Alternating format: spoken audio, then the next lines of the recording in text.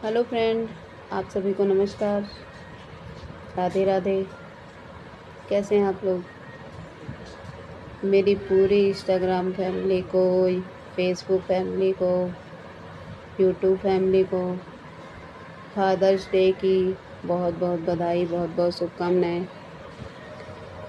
और सबसे बड़ी दुख की बात यह है कि हमारे माँ पापा इस दुनिया में नहीं है।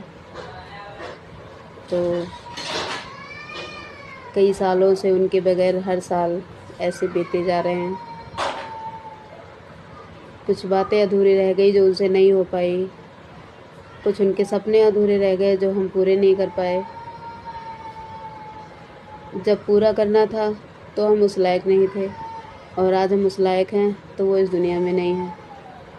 बहुत सी बातें दिल में रह गई, ना हम उनकी सुन पाए, ना वो हमसे कह पाए। माँ बाप बहुत ज़रूरी होते हैं ज़िंदगी में।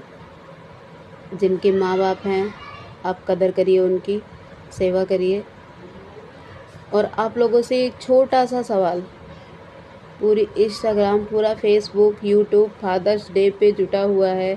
हर कोई पापा के बारे पे, माँ के बारे में बड़ी बड़ी बातें कर रहे हैं। अगर आप सब इतना ही माँ बाप की केयर करते हैं तो ये वृद्धाश्रम तो बंद हो जाना चाहिए था ना अभी तक। तो फिर क्यों खुला हुआ है ये? क्यों लोग ले जा के उसमें बूढ़े बुजुर्ग लोगों को उसमें डाल के चले आते हैं? हमारे हैं, नहीं हैं तो हम परेशान हैं कि नहीं है, दुख में है। हर पल महसूस होता है कि माँ होती तो ये बात कह लेते, पिता होते तो उनके सपने पूरे करते। और जिनके हैं वो उनको जिंदा ही ले जाके वृद्धाश्रम में ले जाके, आश्रम में ले जाके छोड़ आ रहे हैं। ऐसा नहीं होना चाहिए।